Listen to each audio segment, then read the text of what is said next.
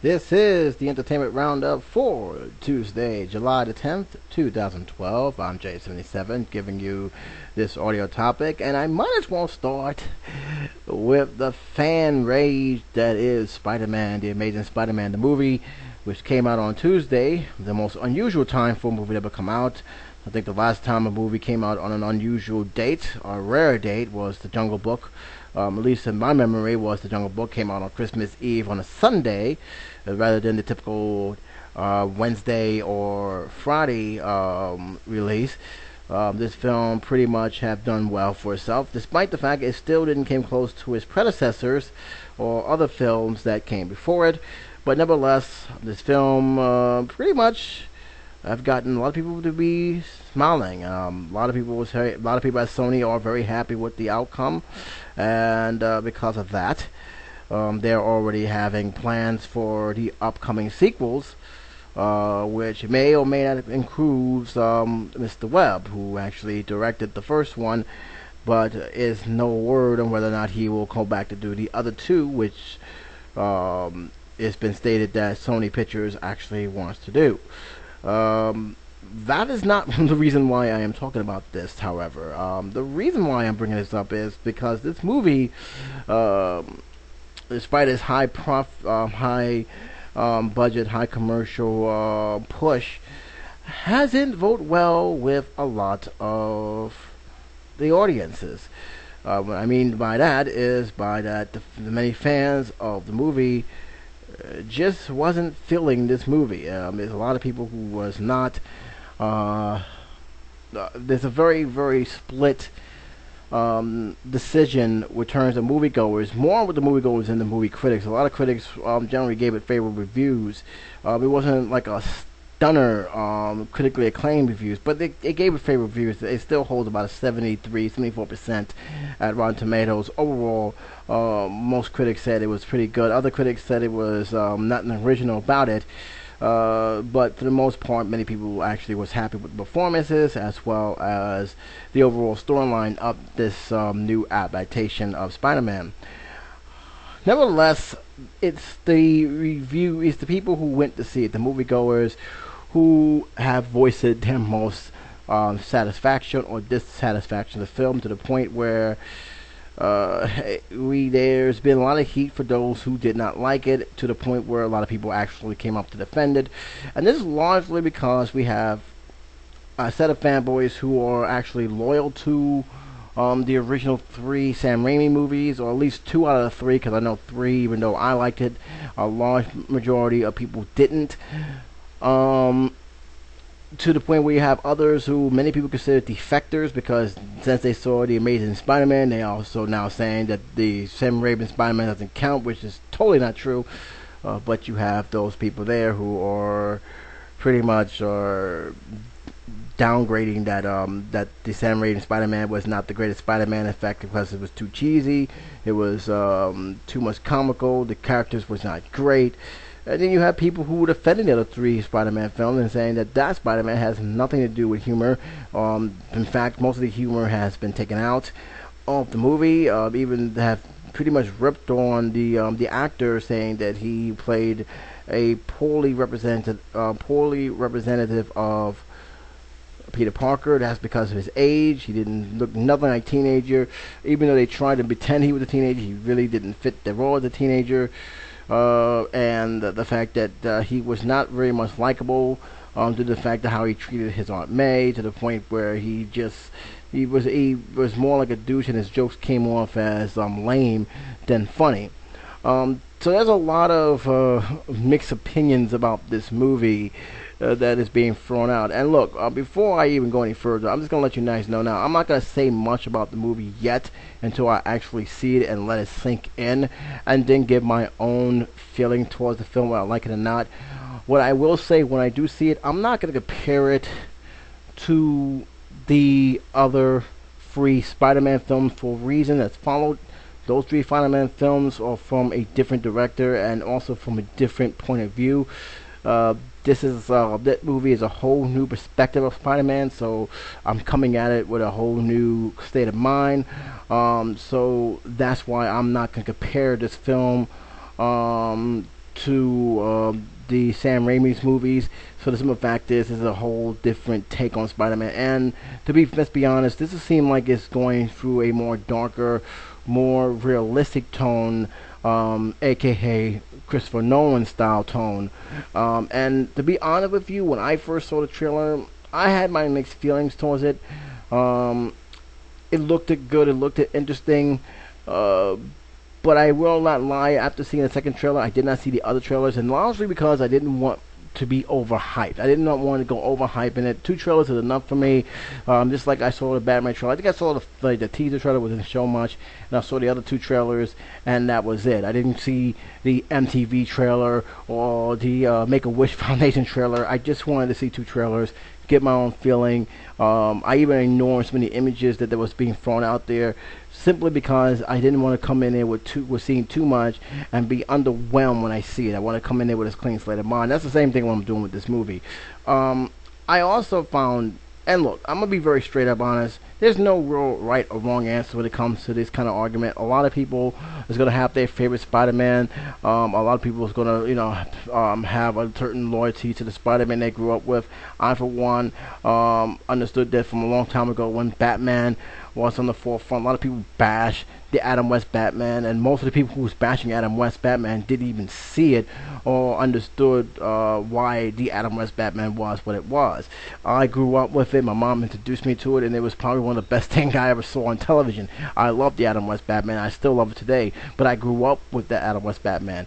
The Tim Burton Batman, I gotta be honest with you, it took me some time. I said this before in my flashback review about the Batman series. It took me a very long time to actually grow used to it. I've seen this film like 20 some more times in theaters and a couple more times on video, and each time I actually grown to appreciate the art form of what the Batman series have. The same thing with Jerry Schumacher. Jerry Schumacher is a totally different Batman film, and it was for a totally different demographic. And whether you believe it or not, there are all people out there who actually liked the Jerry Schumacher version. They wanted that campy humor. They wanted those puns. They wanted that cheesy dialogue that went with the Jerry Schumacher films. And so even with Batman and Robin, which is still considered by many the worst one of the bunch, it was bad, but it was still entertaining in some ways, where you can actually still enjoy it for what it was worth. That depends on who you speak to, of course. Christopher Nolan, that's a different take on Batman, a darker, more adult-oriented take on Batman. And while many people will praise him for saving the franchise, there are people out there who actually don't like how he did Batman. There's a lot of people out there, and who to say that they're wrong? They just have a different take on Batman. So this is how I'm going to go into the movie. I'm not going to try and compare this film towards the other 3 Spider-Man, because frankly, this is a whole different take for a whole new generation of viewers. And if those who were fans of the old first 3 Spider-Man will enjoy it, they will follow it. Those who didn't, well, you know what? They're going to have a new audience that will follow this new version of Spider-Man. You better believe there's going to be others series that's going to follow this film. Whether or not the director's going to be involved with it, I don't know. But that's how this film is going to be looked at. And look, could they go back to the campiness sometimes? Yeah, they could. I mean, they tried it with Braun, of course. So they could go back with the campy humor. But then again, I don't think it's highly likely that they would. It really all depends on who's directing it. If Webb directs this again, most likely he's going to keep it the same way. But if another director comes in, he will probably have a different vision and probably take it to a whole different direction where people are more familiar with, and probably come on even ground. But keep in mind, there is really no wrong and right answer. And fanboys, look, I'm a fan of Spider-Man, but not to the point where I'm going to go nuts and going to go berserk and be offended because someone else didn't like the movie. A lot of critics have voiced their opinion. Some liked it more than others. Some didn't like it more than others. I think Spill has gotten the most hit because a lot of Spill crews did not like this Spider-Man. It was pretty split between the reviewers who did it. Corey Coleman, Cyrus, Leon, and I believe, who was the last one? I should get his name. It's not Carlisle. He's no longer there. I'm going to get his name. I do apologize, guy. I really do. But it's Corey, Carline. I know I'm getting this guy name wrong. I don't want to get his name wrong, but most of them was pretty much split on it, and they had a huge comment section on that. Pretty much people going after them for their opinion versus those who were defending them. And look, for a person who also review films from time to time, it's just an opinion. It doesn't really mean anything. If you guys like it, that's fine. That is okay. But you don't have to go nuts about it. There are some people who just gonna like the Spider-Man for what it is, and there's some people who's not. Technically speaking, it doesn't surprise me this reaction happened. I personally think they rebooted too long, but then too soon actually. But then again, Sony Pictures are just basically trying to hang on to that movie license by all means necessary, and so we got that. So, in all, I'm going to take a look at it and see what it is. If it's good, I will tell you what I like about it. If it's not, I'll tell you what I didn't like about it, and just leave it for you guys to tell me what you guys like or didn't like, and that's the best way I can. But in all, that's what's going on with that. In all, Spider-Man did generate a lot of money. It generated 137 million, which surprisingly, that is kind of low considering it was open on a Tuesday. I expected them to do better. Maybe that people wasn't really going out to theaters that much due to work schedule and stuff, but I am somewhat surprised that it was that low. Granted, it's $62 million in the northern area, and it got the rest through Universal sales, like international waters.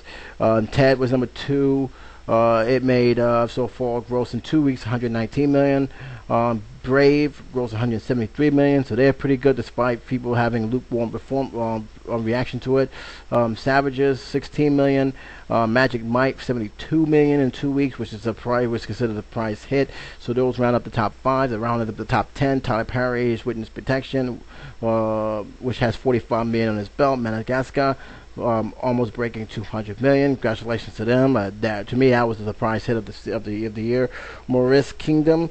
Also, that's number 8. I'm sorry, number 8 is Katy Perry's "A Part of Me," which I recently saw the posters the same week it came out, and needless to say, I don't think too many people cared for this movie, but it did manage to make 10 million in its first week, so nothing to sneeze about. To Roam with Love only made 4 million, and that rounds up the 10th spot, with Maurice Kingdom being number 9 with 26.7 million in the 7th week. This is the art house theater, so for them to make 26 million is pretty something, especially when it's having very, very limited engagement in their movie run. So that's the roundup for that. And fanboys, just relax. It's not the end of the world. Some people's gonna like the movie. Some people are not gonna like the movie.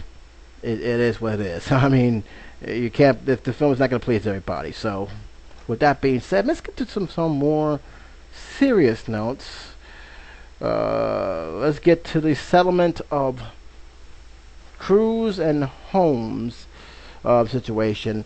As you well know by now, this has been a circus for almost a week in terms of them being in the limelight. Well, apparently, Katie Holmes and Tom Cruise has came to some kind of term. They came to an agreement. And that part of the agreement is 6-year-old Cheryl Cruz will be with her mother. Tom Cruise will have visitation rights.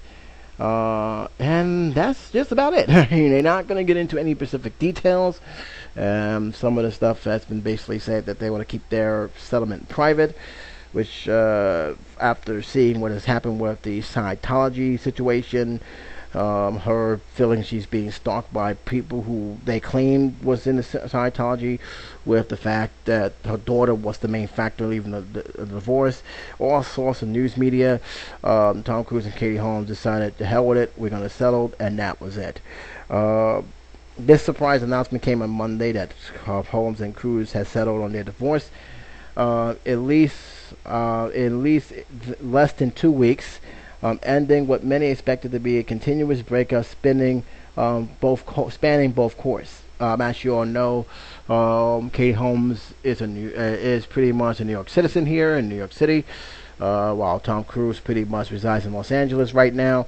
And the reason why this is a big thing is because depending on whether or not this custody battle would have hit, it could mean a very big factor towards their daughter, who many people believe if it was in California, Tom Cruise may have had a better shot getting in custody, where in New York, the family judge may be more concerned about the well-being of the case, of the child, and only the child, and not pretty much what the parents believe is best for the child.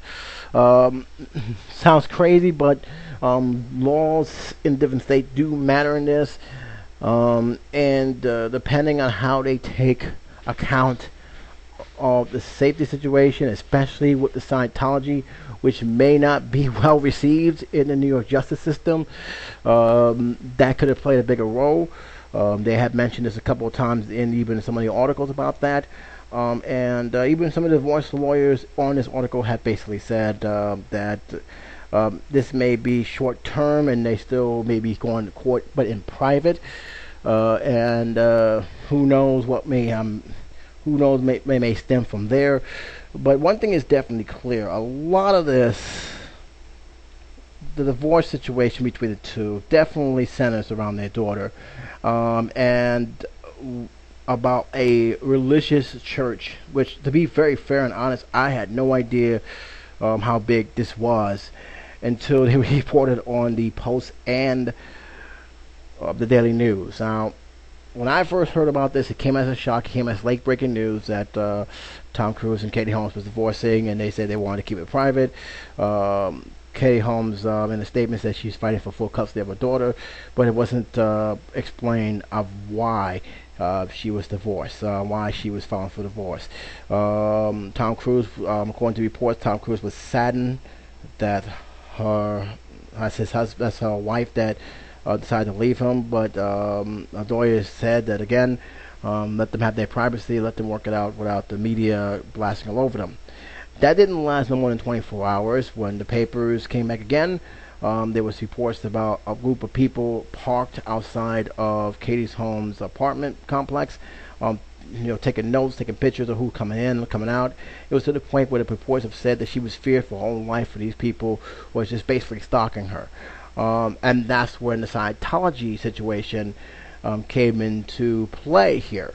We've heard hundreds of stories about the Scientology wanted to have Cruise's daughter, or may I say Tom Cruise wanted to have her daughter on a cruise line, a religious cruise line, a Scientology cruise line, where they will continue practicing teachings. And it was also reported that even though, as a response to these rumors or these reports that was coming out in the papers, Scientology said that they don't allow no one under the age of 17, and even at that, they had to have written permission by parents before they even allowed them on the boat.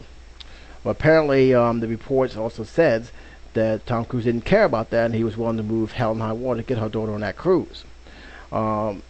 This report also led to Katie Holmes taking actions by divorcing Tom Cruise because she was dead set against this, or dead against the teachings of Scientology, because according to the reports again, they actually are against people who don't believe what they believe, and those who don't believe what they believe, you need to distance themselves, cut them off completely, which I believe that Katie Holmes did not find or amusing.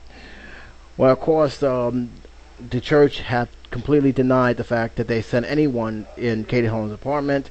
They also denied the fact that they was going to allow Sarah Cruise in the boat. And then days later, Tom Cruise came around and said that the church had nothing to do with it.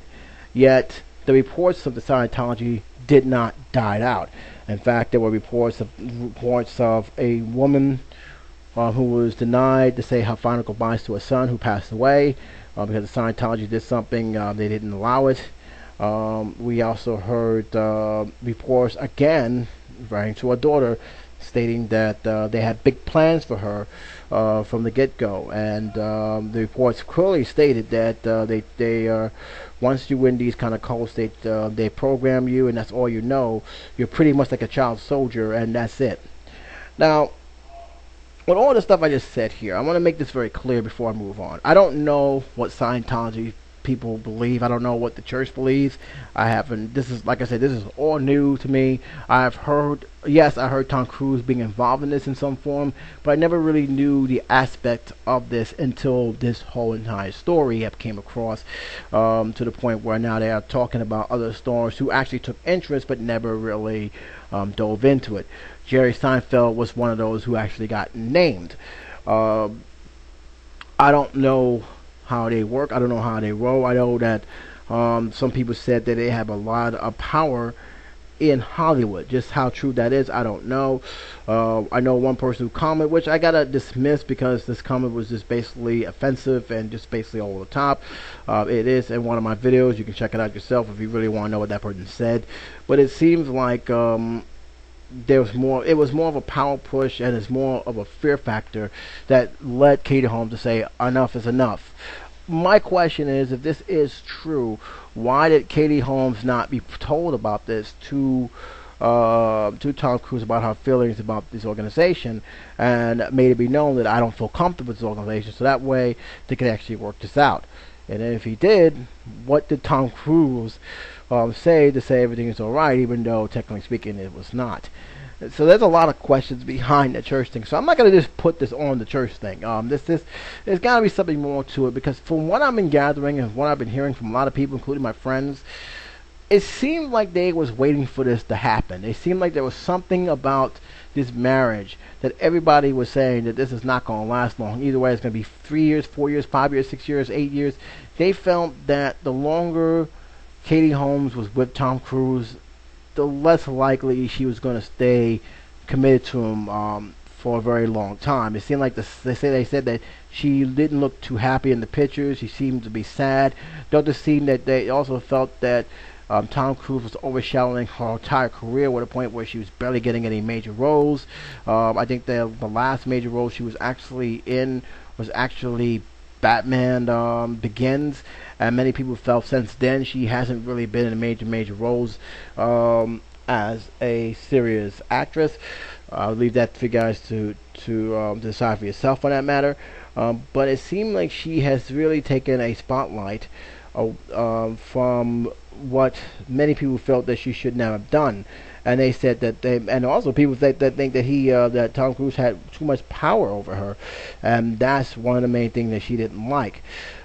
I would say that I think that's all just people's feelings on that, but there is something that does back up what some of the people are saying, and that's just something of an article that happened on U.S. Weekly that they had about Katie Holmes. And Katie Holmes, this magazine is yet to be released, by the way, guys. This magazine is due to be released on July 17th. But there is a one sentence. I'm not going to read everything about what it says here, but I'm going to read something that really caught my attention. And I was very, very stunned on how she responded to this question. The question was, Holmes, it says here in a previous release video quote from the interview, Holmes snapped when asked about the stigma of being Mrs. Tom Cruise. And here's what she said. He has been Tom Cruise for 30 years, she said, and they said of the Rock of Age star. I know who I am, where I am, and where I want to go. I want to focus on that. Okay. I'm gonna tell you, that's some very hard words. It sounded like she took offense to being called Mrs. Tom Cruise. And I say this because normally when somebody asks that question, sometimes they say, oh, well, he's a great guy, you know, he's a wonderful husband, he loves his kids, and he's dedicated to his work, he's dedicated to the family. It's almost like she felt, how dare you ask me about that man? It's almost like she had a very, very, from that one sentence, she seemed like she had a very, very grudge about even ask, even being dare to ask that question. And it's not an offensive question. I mean, it is something that is pretty much an honest question. How do you feel about being called Ms. Tom Cruise? It's not something that is over the top. It's just a very respectful question because, let's be honest, a lot of people do believe that she has been cast down because of Tom Cruise's work. And like I said, she could have easily responded in a very respectful way, saying, well, she's my husband. He's my husband. He's a great man. He's a great provider for the family. Loves his child. But this, I know who I am, and where I want to go. So I want to focus on that. Basically, just brushing off that Tom Cruise as an afterthought, and I find it kind of interesting. I'll leave a link to that because it really, that one sentence is really foretelling.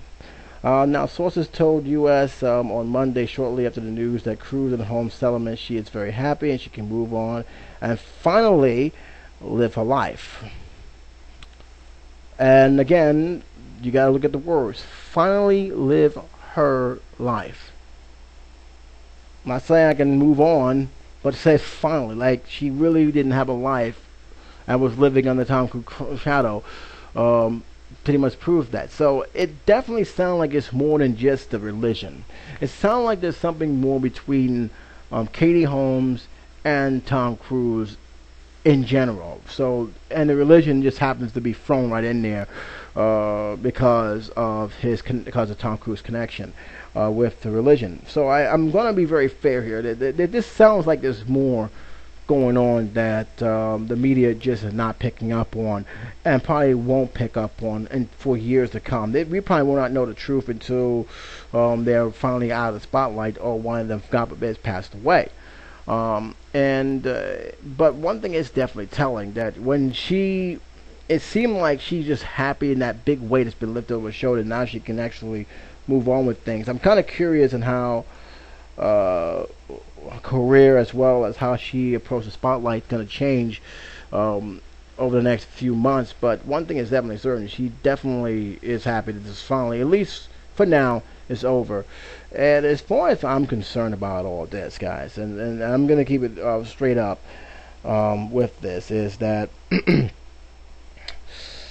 I am happy that their daughter do not have to witness her family, her parents, her mother and father, throw their dirty laundry into the courtroom. Because you better believe, if they would have gone through with this, whether in New York, whether in LA, the only true loser in this, in any custody battle, is the child. And Sarah will have to witness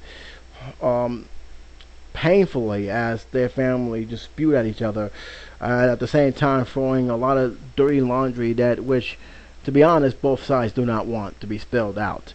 You can only hope that lawyers make sure they honor their request to keep things private, but at least one thing, it spares her that pain of going through that. So again, a lot of stuff still unanswered, but probably will not be answered for some time. You better believe that the gospel papers are going to have a ball with this. They're going to throw a lot of conspiracy theories out there. They're going to throw a lot of stuff that may not even be true, just for the sake of selling papers. So they're not going to be over. But for the time being, at least for the time being, Sarah Cruise, their daughter, is spared a very nasty custody battle. And you can only hope that they can come to terms, for the sake of their daughter, to at least communicate in a more friendlier terms. But it's only going to be on them. So far, to me, I think they made the right move. I'm not making this into a circus, because God knows it was already a circus during these last 2 weeks. So now it's up to them to make sure they keep a good speaking term for the sake of their child. So, with that being said, I have another news to talk about. And this one, I'm going to be honest with you, pissed me off a little bit. It has something to do with Justin Bieber. I know you guys are wondering why I'm talking about him. But there's a reason why I'm bringing him up. And before I go any further here, before anybody says I may, bash him, which I'm not, I'm also not defending him either for some of his actions, but I'm not going to sit here and say I'm a Justin Bieber hater. The simple fact is because he's Justin Bieber. Look, I don't listen to his music, and that's because his music doesn't appeal to me, but that's just me. His music doesn't reach out to me. I know there's other people who like his music, so it's a quiet taste. I got nothing against people who like his music. If you like his music, that's fine. But that's not the reason why I'm talking about it. Apparently, a politician has pretty much said that Justin Bieber should have been arrested after he was reaching the speed limit of 100 miles per hour on a busy city freeway last week. Now, there was a report that he was given a summons and he was pulled over by police officers after this person, who happens to be also a police officer, Dennis Zine, who also told the NBC on Friday that it was chaotic, total willful disregard for people's life on the roadway. And I agree that Justin Bieber should have been more mindful of what he was doing. However, that's not the whole story. And needless to say, it pissed me off because it only pointed out Justin Bieber. It didn't point out anyone else in this that the self-proclaimed public figure have said, and I'll explain why. On his morning commute to City Hall, Zine, who spent 33 years as a police officer, said he saw Bieber's sports car drive up behind him and zoom around, waving wildly in and out of traffic while 5 or 6 cars gave chase.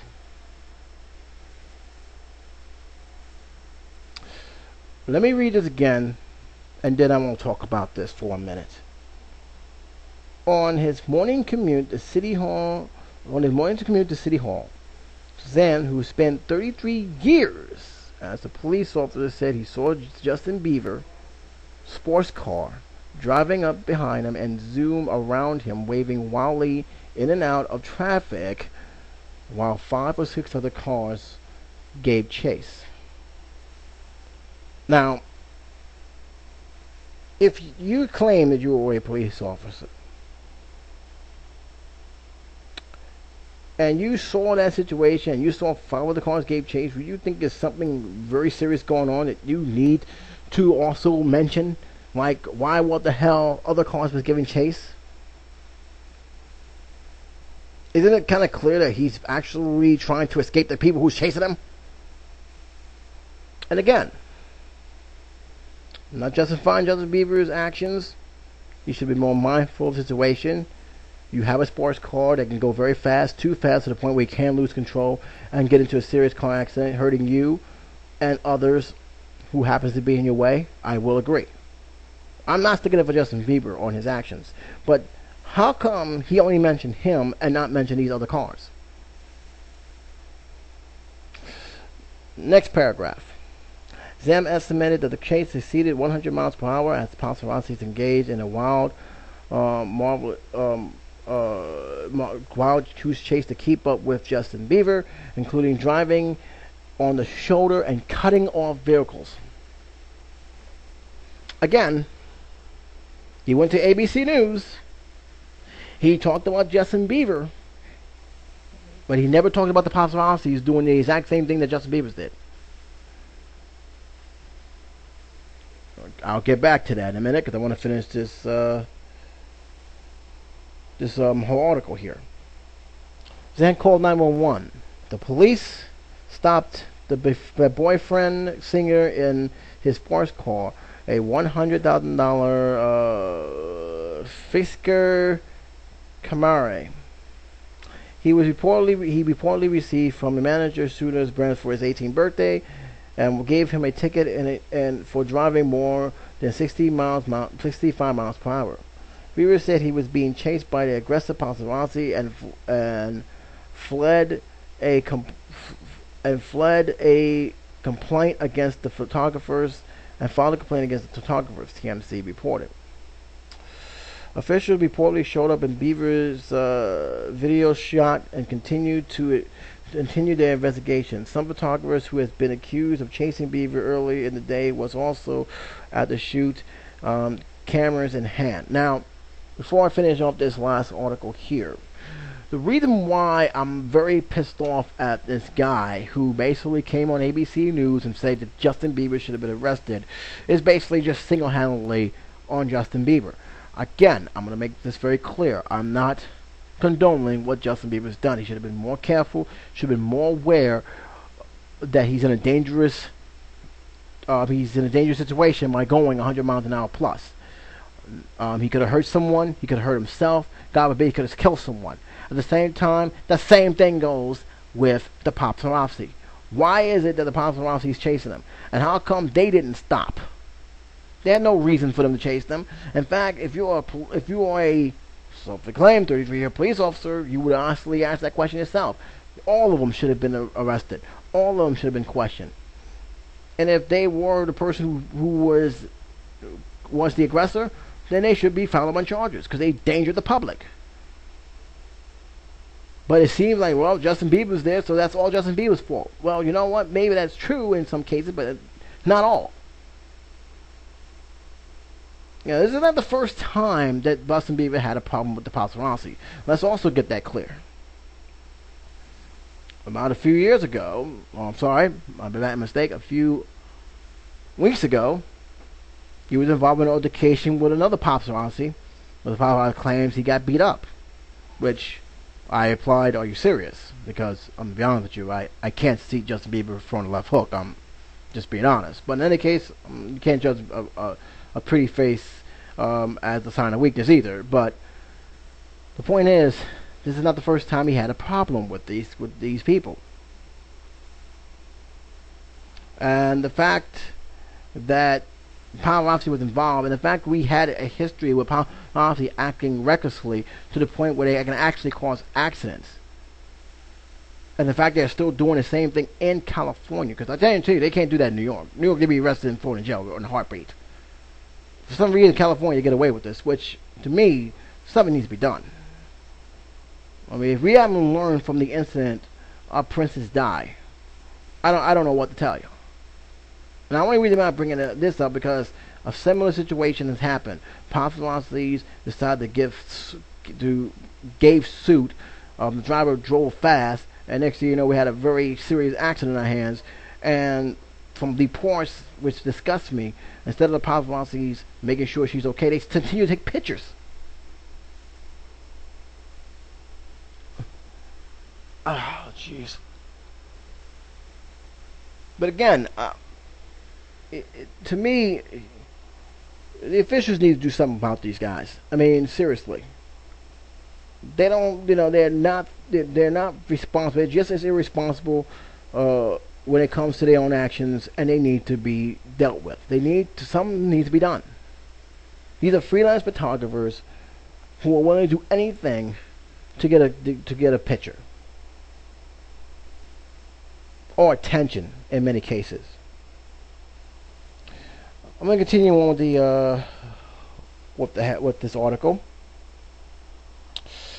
It says here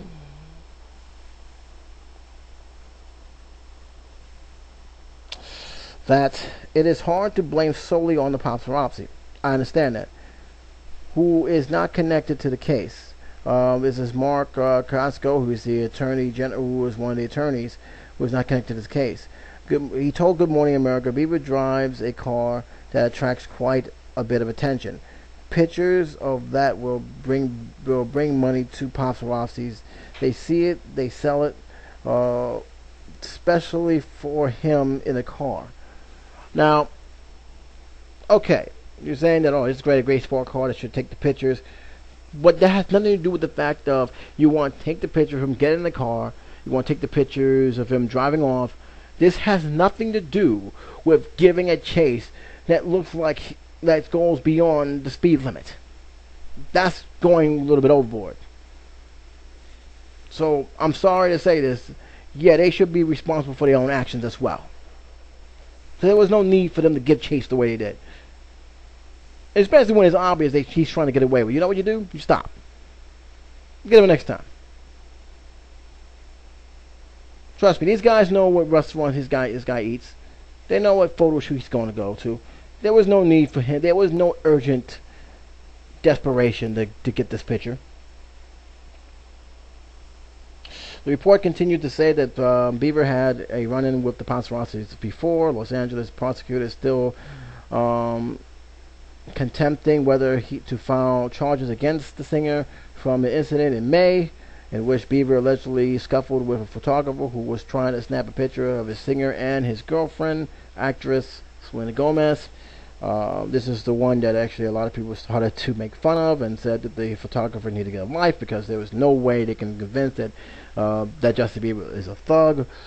And I myself was just laughing when I heard this because I can't picture Justin Bieber punching somebody, beating somebody up. But this was big news.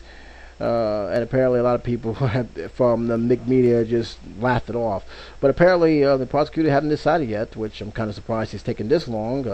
It was in May, and we're now, July, and you still haven't decided whether to press charges yet? What are you waiting for? I mean, either you're going to do it or not. You're just wasting taxpayers' money by doing that. And I don't understand what the prosecutor's game at that. Finally, this said that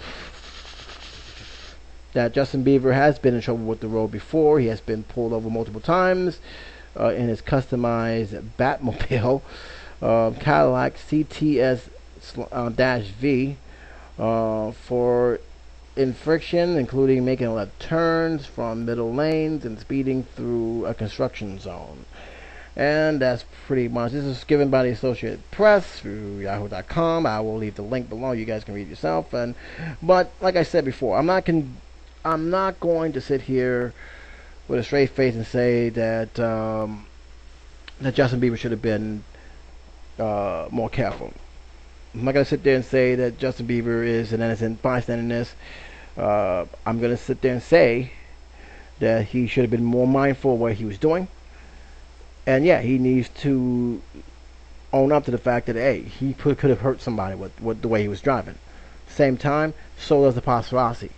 And the reason why I'm mad at this guy who was a cop for 33 years is that he only put Justin Bieber on the spotlight. He didn't mention about the paparazzi. He didn't mention about the fact that he was being chased by 6 cars.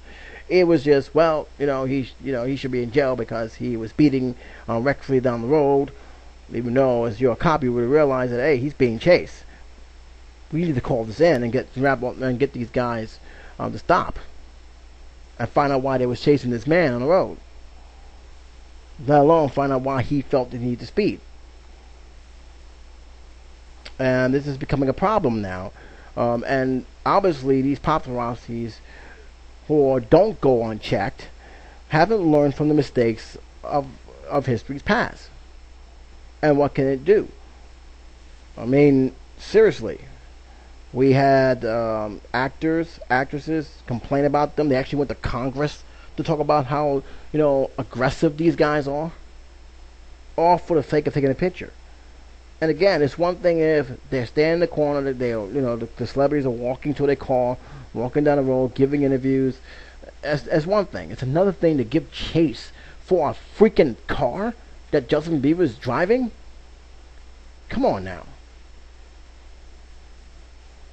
That's professionalism and in its common damn sense. And what these guys did not make any sense. And again, I'm not condoning what Justin Bieber did, but if you're going to blame Justin Bieber for being reckless and driving, you have to also put the paparazzi there too, because they're just as guilty as Justin Bieber, because they could have stopped and they didn't, and they kept on going, and it became something of a more dangerous situation. And thank goodness that this isn't got any worse. Okay, so got 2 more stories to talk about, and this story here is going in a little bit in the music industry. This is actually a little bit surprise for me. This is one of the reasons why I'm talking about this, because I never thought I'd see the name Rum DMC again. And not only that, but I'm seeing Rum DMC's name, but they're making a reunion tour. This article is very short, so I'm going to talk about it right now. give my own feelings about this. They haven't performed together in over a decade, but the surviving members of Rum DMC are set to reunite this fall at a fun fest in Austin, Texas. Joseph Simmons, now known as Reverend Run, and Daryl Rum DMC McDaniel retired the group after their DJ Jam Master Jay was killed in 2002. But it was announced Tuesday that their band will be among the performers on November 2nd to the 4th event festival organized. Say they plan to donate some of the proceeds to JMJ Foundation for Music, which works to give youth access to the arts. The Rock and Roll Hall of Famer group is best known for hits like Walk This Way, It's Like That, and My Adidas. And that's pretty much all it says. First of all, kudos to them for donating the money to the JMJ Foundation. I give them that credit for that. Sad they're in Texas. I won't be able to see them in New York, unfortunately. But again, for what it's worth, at least their reunion concert, even if it is for this specific day only, is going to go with a good cause. Now, many people have commented on this. I do agree that I don't know who's going to be the DJ for this group. It's kind of, even if they do pick a new DJ, which they pretty much will, it's not going to be the same. It really isn't. There was something unique about those three guys, and not having one of those there, I'd be happy to see them if I was there in Austin, Texas. But it's going to be like a lukewarm for me, only because I know it's not. It's never going to be the same.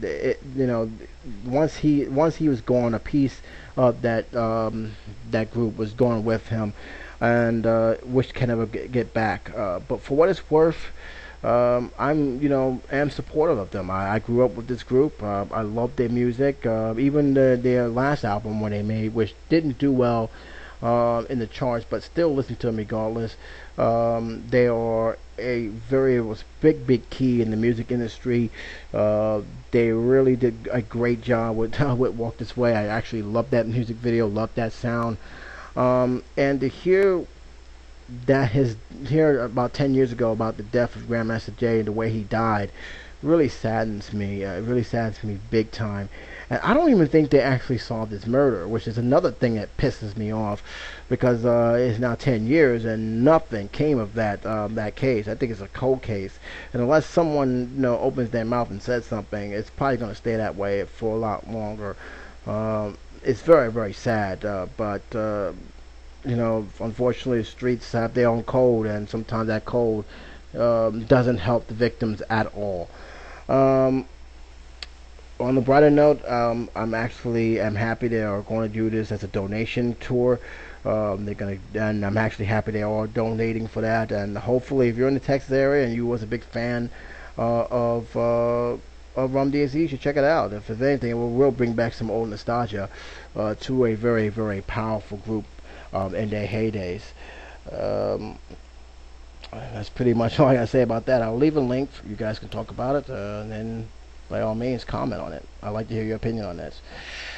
Okay, let's get back to a little bit of basics here. I got one more story, surprisingly. One more story, guys, and that is SpongeBob SquarePants.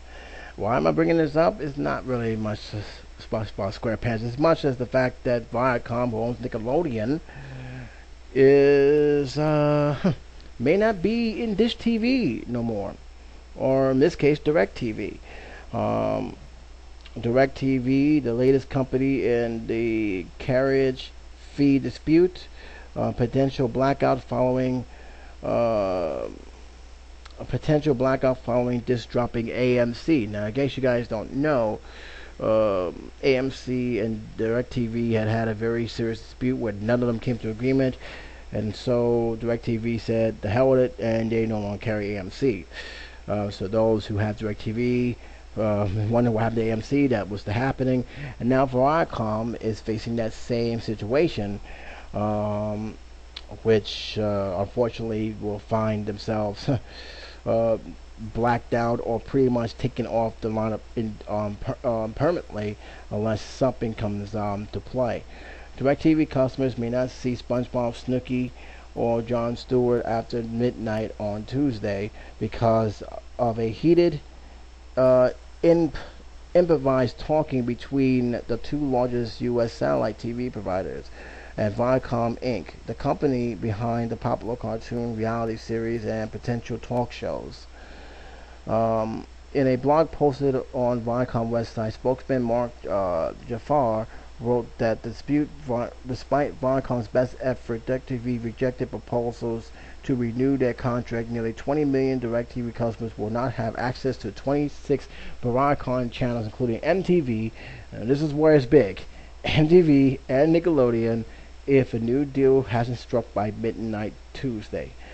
The standoff is the latest saga taking place between media companies and cable and satellite that TV providers over the cost of content. These providers pay a fee to media companies that allow them to carry channels such as MTV programming is the single biggest cost for distributor in recent years. They have taken a hard line against what they view as unreasonable carrying fees increased by content companies like Viacom. On July 1st, AMC Network, the company behind Breaking Bad and Walking Dead and Mad Men, was removed from this network after their two companies could not reach a contract.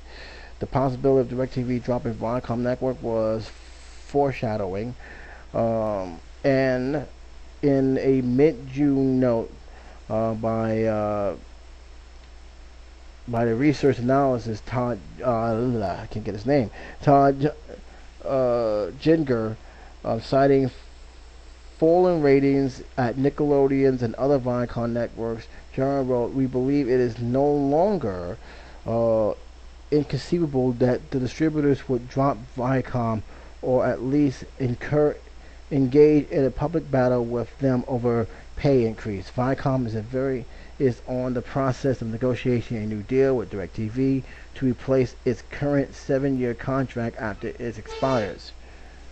Viacom controlled by billionaire Summer Redstone distributors that distribute the content and intended by the standards of the ever-evolving media industry, which means that DirecTV has enjoyed way below market rates for Viacom network for a very long time. DirecTV said that Viacom now insisted to be paid 30% more, or about a billion extra dollars for the same programming. If Viacom wants so much more, then we believe your family needs to be able to choose which Viacom network you want to pay." And I might as well finish this up. To keep and which those who don't want to keep, Direct said in the question and answer section on the website. DirecTV is to debate currently ranging amount content owners and buyers about the ability to pick channels as it stands now. Content providers typically package all their channels together, known in the industry as bundles, rather than let customers choose one they want to watch. To be clear, we have offered Viacom increasing fees for their network going forward. We just can't afford to extreme increase they are asking for, DirecTV said. This is not the first time the distributors have threatened to black out Viacom's channel due to contract disputes. In 2004, Dish actually dropped Viacom cable network after their two sides failed to reach an agreement and a new distributor deal, but cited that the popularity of Viacom channel BTIG analyst Richard Greenfield noted that the blackout only lasted for about 48 hours before Dish caved to Viacom's demands. It will be interesting to see whether direct Mike White wants to go to war with Viacom and make the same mistake this chairman Charles Egan made 8 years ago. Hard to imagine DirecTV without Nick Jr. or Greenfield wrote in a blog posted early Tuesday. And that's it. Sorry if I struggled down the line, but pretty much it says here that we don't want to pay your money. We don't want to. It's the same thing that Meta Square go on and do sometimes with their sporting networks. It's just basically a money deal. Companies versus companies. Here's the thing. I don't know if Viacom is making the right decision on this, because times have changed. It's not the same way we view TV as we did in the past. So there's so much option now. And I don't know if this is going to last long. It probably lasts a week, no more than 2 weeks. Although AMC has been pretty much gone for a week now, and there hasn't been any sign of them actually getting it back. I just don't know if this is going to last too long. I would say that if Viacom is very, very dead set against it, they may actually end up being on the wrong end of the stick in this one. Because, like I said, DirecTV is not cheap. It's really not. DirecTV is very expensive. It used to be cheap, but now it's very expensive depending on what package you get. And many people don't have good feelings towards DirecTV as being a primary giver for, your basic cable channels. If that was the case, Time Warner Cable and other cable providers like Verizon, Files would not have been in business. They're still there. So Satellite Cable does have its flaws, more flaws than others. They do have some good varieties, but it's very, very limited. So I don't know if either side wants to make this into a long, terrible road. I do agree that Nickelodeon is not something that it used to be. I mean, they still got some good shows, but it's not like I'm really, not many people I know goes and have high praises of what's on Nickelodeon. MTV, kind of hard to say they got quality showing. If you like variety TV, that's fine, but I still like to see some music videos. That's what the channel was basically built for. But honestly, it's something that I don't know. It's not something of a necessity to me.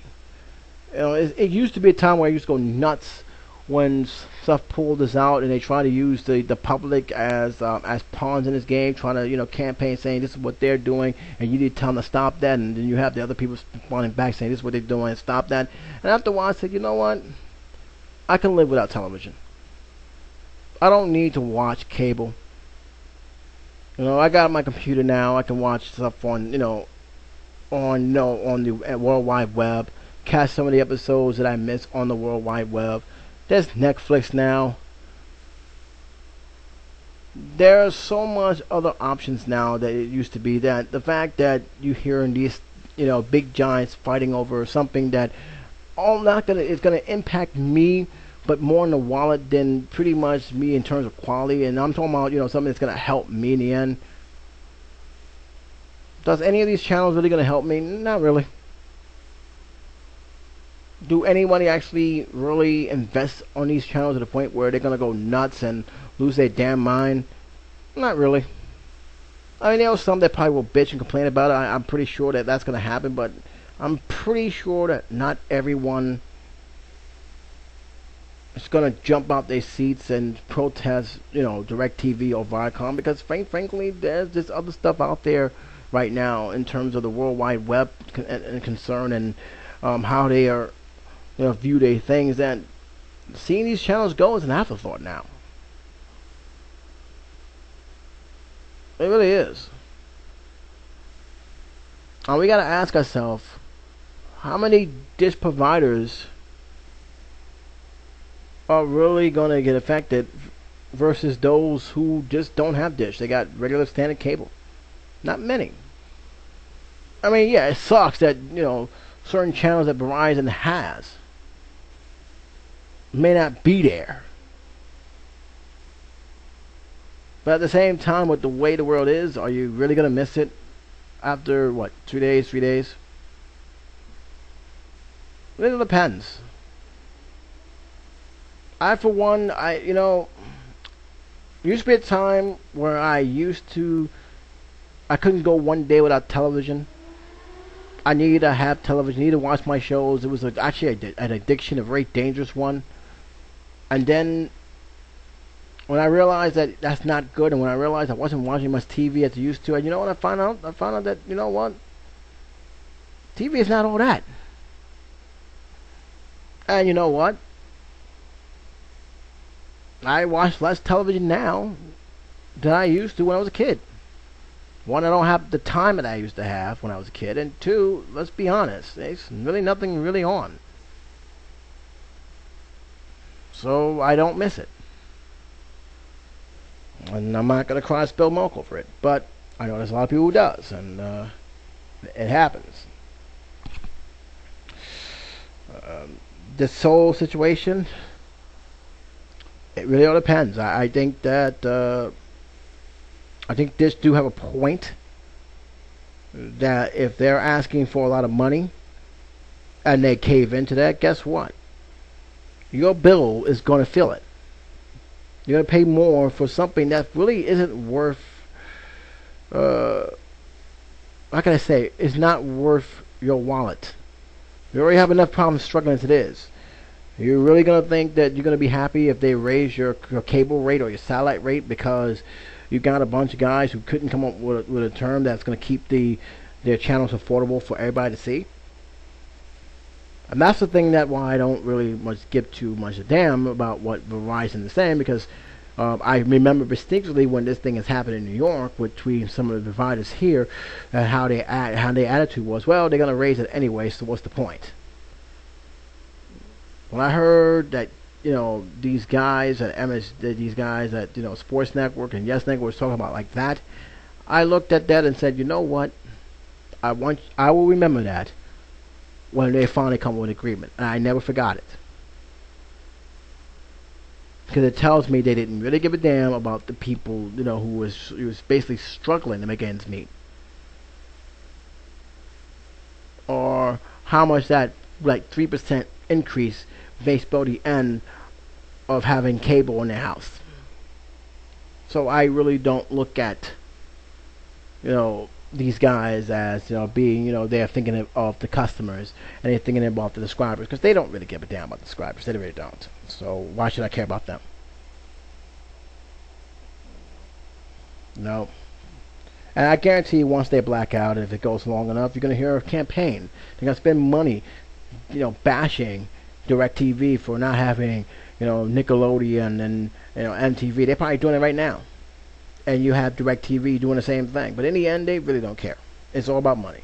It's all about business, and that's it. And I can accept that. That's fine. But I'm not going to go nuts over it. But for those who do care, for those who see this as a not fair advantage for them, for those who actually relies on Nick Jr.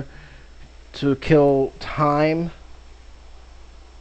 for their kids so that way they can stay out of trouble, yeah, this may affect them more. This may actually affect them more.